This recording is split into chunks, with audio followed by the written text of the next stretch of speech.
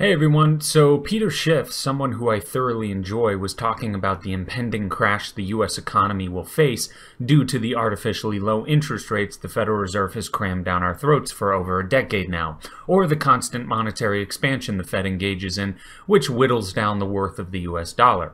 And Peter Schiff makes a good point here in response to many people saying that raising interest rates will be good for the banks. He says, you can't have it both ways. It can't be that both low and high interest rates will be good for the banks.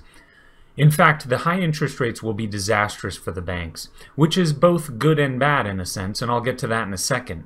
Interest rates have been so low for so long, people have taken on so many liabilities and so much debt, that if interest rates rise, you can expect to see defaults shoot through the roof. This will spell disaster for the banks. Now, this is a good and a bad thing, as I said. It's bad because people will suffer, of course, and furthermore, there could very well be negative repercussions for those of us who support free markets.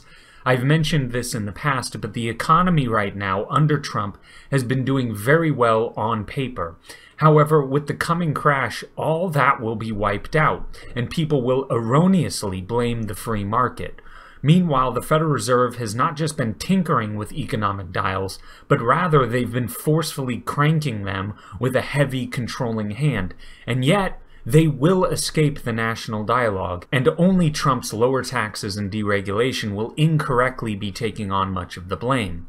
And by the way, as I've said in the past, the Federal Reserve is an area where Trump deserves a great deal of criticism.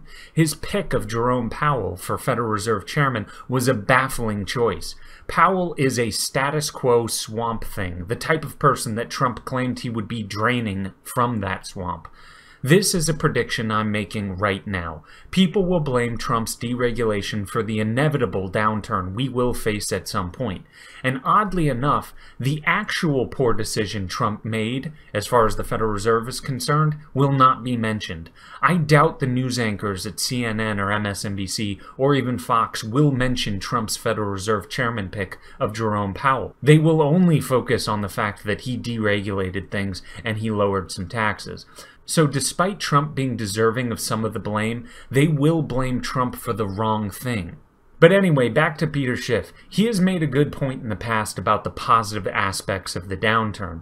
It can be viewed as positive for the same reason that quitting drugs, for example, and going through withdrawal symptoms and going through detox is a good thing. You are correcting yourself, or in the case of the economy, there will be major market corrections. Now, just like a detox, it will hurt. It will not be fun, but it is the only way in which restructuring and reallocation of resources can occur. Those who received loans that otherwise would not have received them under a free market, they've been feeling good for quite some time, and that good feeling will come to an end.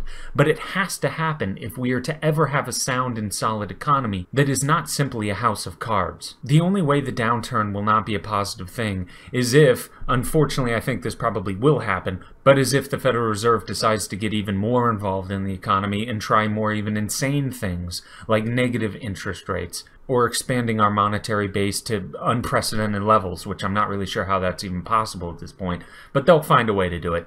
But anyway, that's all for now. Thank you.